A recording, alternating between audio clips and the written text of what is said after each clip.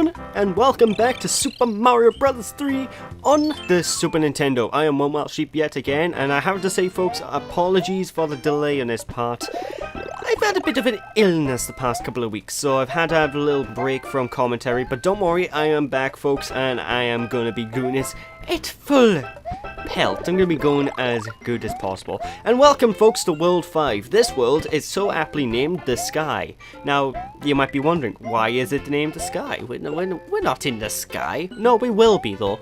Spoiler alert, this world takes place in the sky for the majority of it.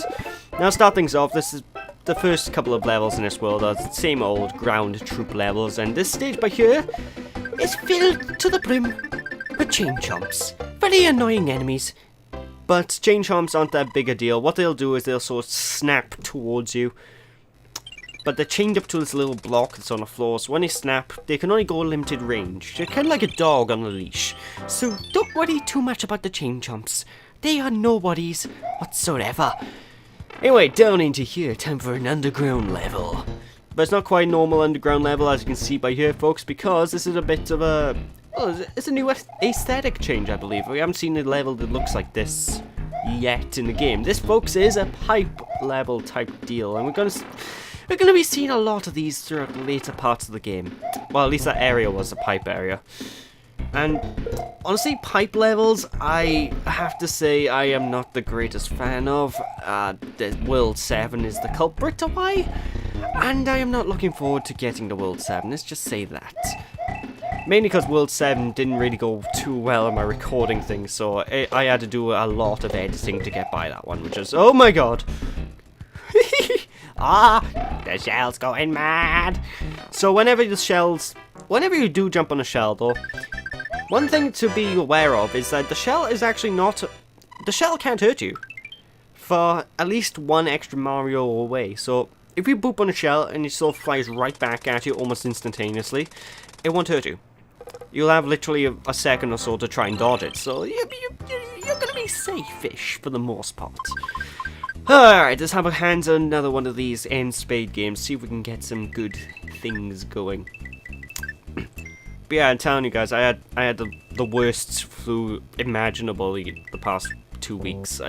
I couldn't get out of bed. It was that bad. I was just so like, Mario, help me. So yeah, I just I wanted to die basically. Anyway, see what fantastic item we're going to be getting in this Toad house. Ooh, a Tanuki suit. I love Tanuki suits. I don't know if we've seen a Tanuki suit yet in the game. I think we have. I actually can't remember, but I'm going to explain just in case we haven't seen it before, because like I said, it's been a long time since I last recorded the last part of this. Tanuki suits basically, well, it's like a raccoon suit. You transform into like a raccoon type deal, and if you press down and the run button, you'll turn into an indestructible block. And I mean indestructible.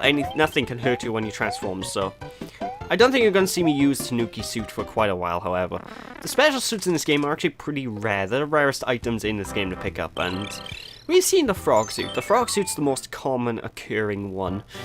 The least occurring one is the hammer suit, which is, God mode if you know how to use it properly. I'm not very good at using it, so unfortunately... when I do get to show off the hammer suit... I don't think you'll be seeing it for too much. Anyway, it's time to move on to this level, and this is a fantastic special level, because as you can see, blah, and I just screwed it up. That was Karibo Shu. And no, Karibo Shu is not the Yu-Gi-Oh card. No. It's actually a Goomba in a shoe. Basically, boop the Goomba from underneath, and this is a one-time power-up, folks. You can boop any enemy with this thing. You're pretty much invulnerable. And... you can even stand on these chomper plants, which normally you wouldn't be able to stand on, so... yeah, I love this power-up, it's amazing. I really wish they used this power-up in more levels than just one. I'm pretty sure with Mario Maker coming out pretty soon, I'm sure people are going to start using this shoe quite a bit. And I can't remember if any of the stupid hacked ROMs of Mario games use this shoe much. Because it's... for those of you who don't know, I lost it. Oh no! For those of you who don't know, there's loads of Mario hacks out there, obviously, where they hacked a bunch of ROMs. You know, they got into the ROMs, they changed the level design. And those ROMs tend to be ridiculously hard. Which is why you don't see me really tackle stuff like that, sadly. If I found ROMs that weren't too hard and they were of normal difficulty, like the difficulty of this game, for example, I would probably record the ROM hacks. So yeah, if anyone wants me to record Kaizo Mario World in the future, no. I don't care. No. Considering the amount of work it'll take, editing alone, let alone just simply trying to get through the thing. Because I will have to edit that. I'm not going to show off me dying all the time, Jesus. Unless I end up doing it for a stream playthrough, in which case I feel sorry for anyone wanting to watch that. Anyway, for this here castle fortress, basically what you want to do is get a hold of the raccoon power-up and fly on up here. If you fly on up here, well, you'll be able to progress further, because as you can see all the way over there, there's the pipe needed to get on further into the castle. At least I think you need to go on that pipe. I could be wrong. The pipe might be an optional way. Honestly, I just take the same old routes I always take whenever I play Mario 3, so if there's any alternate routes, usually I don't know much about them. This isn't like in Mario World where you have to take multiple exits in order to beat levels, so. Although I do quite like that about Mario World. Although there's not really much in this room. I don't understand the point of that arrow. But basically there's some free coins in that room for you to grab hold of and move on forward. But yeah, the hammer suit that I mentioned earlier on, fantastic little power-up, because you know these crusher things, the thwomps, normally they're pretty much invincible. You can't do anything about them. They will destroy you in more ways than one. The hammer suit is actually one of the few ways to kill these things. The other way being the invincibility power star, which is a fantastic power-up. I love the invincibility star. Boom boom once again. Okie dokie, it's time for Luigi to show you how it's done. Ho ho! I have to ask, what is this? The question mark thing boops out of boom boom. One thing I always wondered. What is it? Because it does things. It blows up a castle apparently, but I just don't understand. What is it? Because it's in Mario World as well. Spoiler alert! It's just a thing, and it does things. I want to know what it's meant to be. Is it like a switch? Someone tell me. The fabled mushroom sandwich. Well, the bread pieces are star pieces. Num num. Right. Oh dear God. This is now not to fight Hammer Brothers, by the way, folks. Yeah. Curse your Hammer Brother. Oh. Seriously, I hate fighting Hammer Brothers in the Mario series, but one thing about World 5 I want to get into is this is actually the world where the game's difficulty starts to really... It starts to bump up. This is where I start to have difficulty in terms of playing the game. However, I didn't do that bad in this playthrough. But for the most people will have a lot of difficulty in this world. It's like, I think I only died twice in total in this world, which I think is actually less times than I died in the previous world. So yeah. But it has got a lot of tricky platform when we get to the next section, because this isn't the entire world, folks. This weird swirly shaped fortress that looks kind of like a conch shell, I believe. I always call it a conch shell. Basically, this is the route up to, well, the second half of the world. You have to go through this castle, and this is a unique castle in that it doesn't really have a mini-boss or any definable end of level. I mean, it really ends really abruptly, this castle. It's quite weird. In fact, it's not even really a castle. It's like a giant conch shell, so this conch shell that's really shiny on the top for some reason. Oh, I could take his castle, and I could make a new Minecraft world out of it. Ho ho! Why a new Minecraft world? I don't know. Gold blocks, they sort of give me the idea of Minecraft. I don't know why. That's a game I probably won't be showing off in this channel, by the way. Minecraft. It is fun, but I don't really consider it a fun game to LP or watch LPing. I've never liked Minecraft LPs. They never stick out to me. I just can't get into them. It's quite strange. But anyway, up by here, you'll be on top of the clouds, and this is the last stretch of the castle, folks, so how the Koopa Shell is walking on clouds, I have no idea. How we're walking on clouds, I have no idea. Ah, if my new diet is working. Christ, it must be working if you're walking on clouds. But there we go, folks, we are now in the sky! Alright, time to go to world 5-4. And this is the other time in this world where I die, because, well, I don't die, you don't see me die, I died beforehand. I edited the death out. But it's a very tricky platforming section.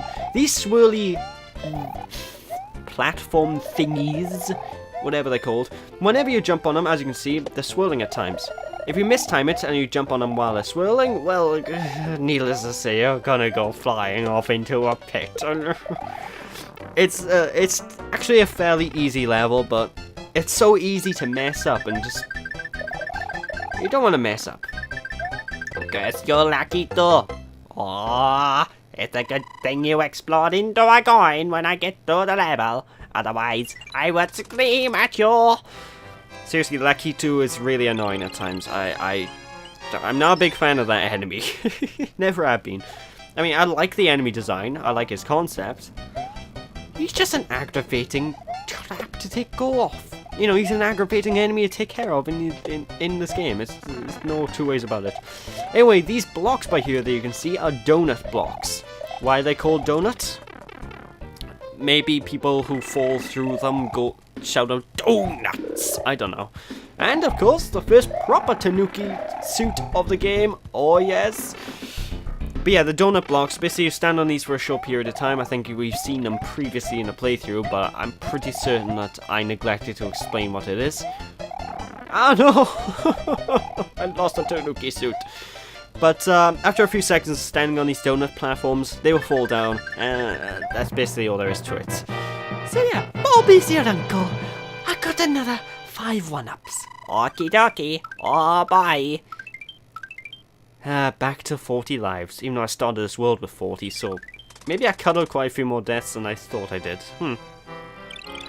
Actually, in that one fortress that leads up to the section of the world, that's where I died the most in this world, believe it or not, folks. It's quite strange. I don't know why I had so much issue getting through it, even though the fortress magic conch shell is really, really easy. I don't know.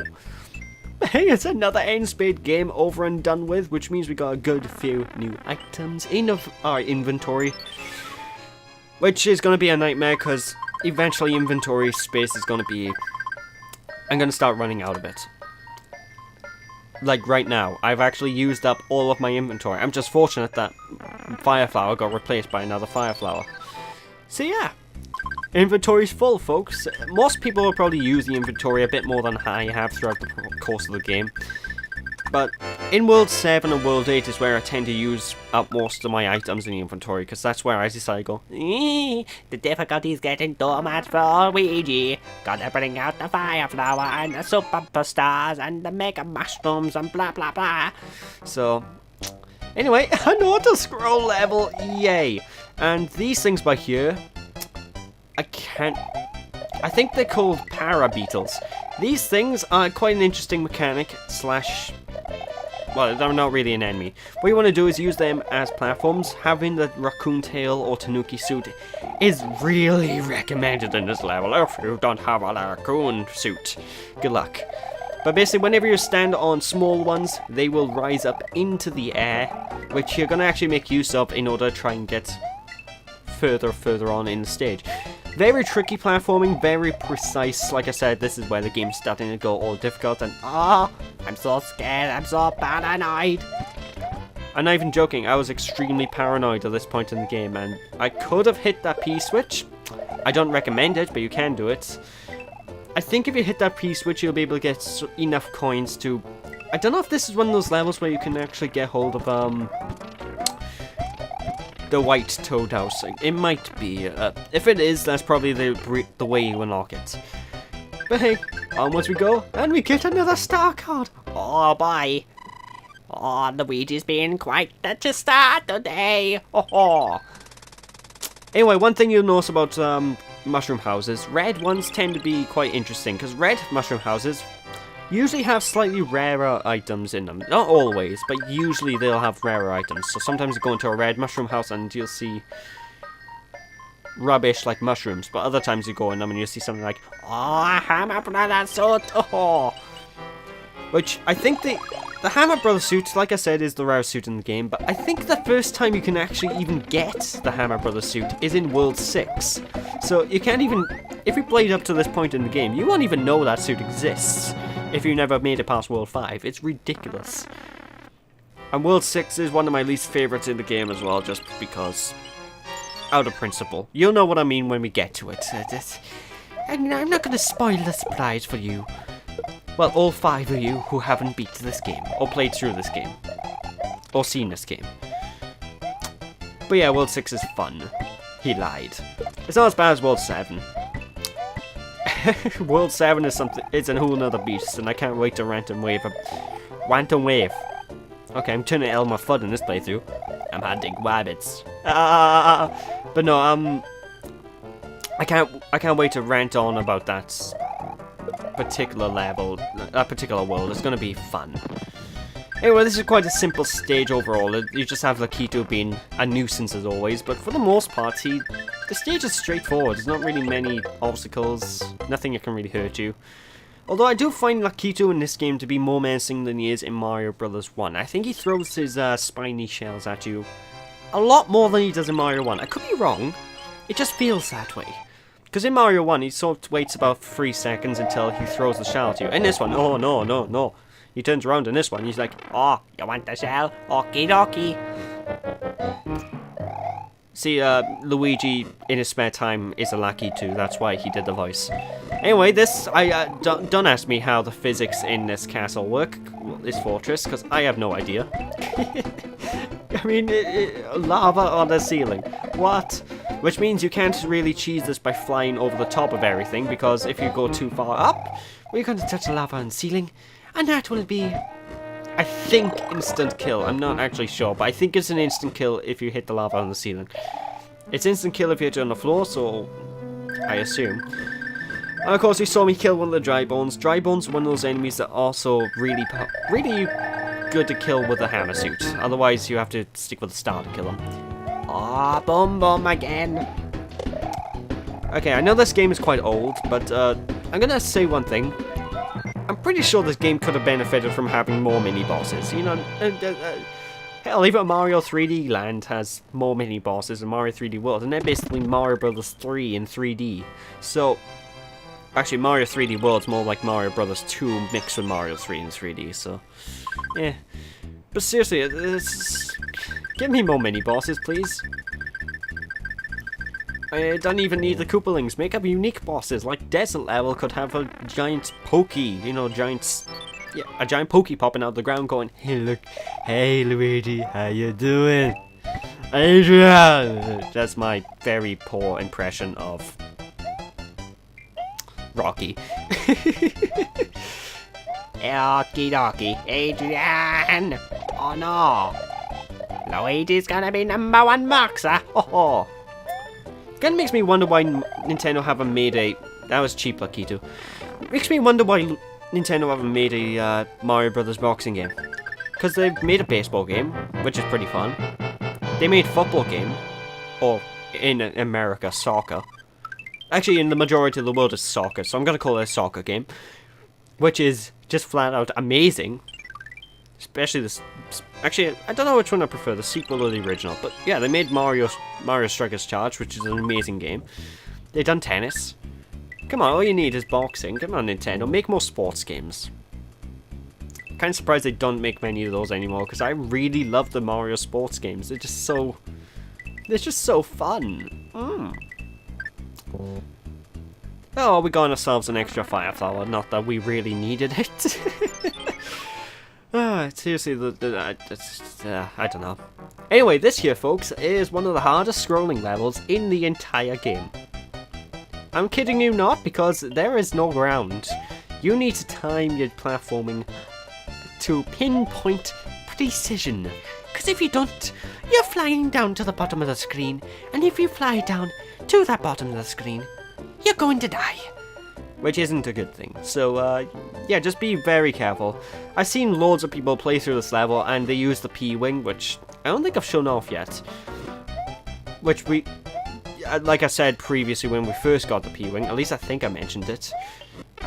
It's the ability to have infinite flights. Will I show off the P-Wing in this playthrough? Shamefully, I'm gonna say yes. But, yeah, that was really close, I almost died. Yeah, I'm gonna show off the P-Wing.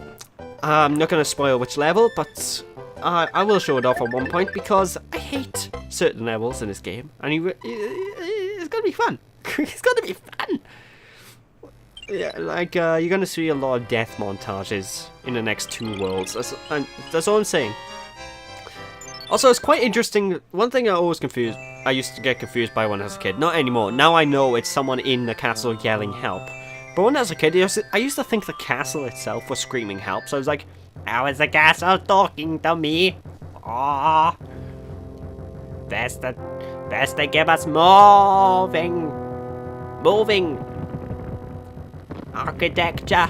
I couldn't think of the word then.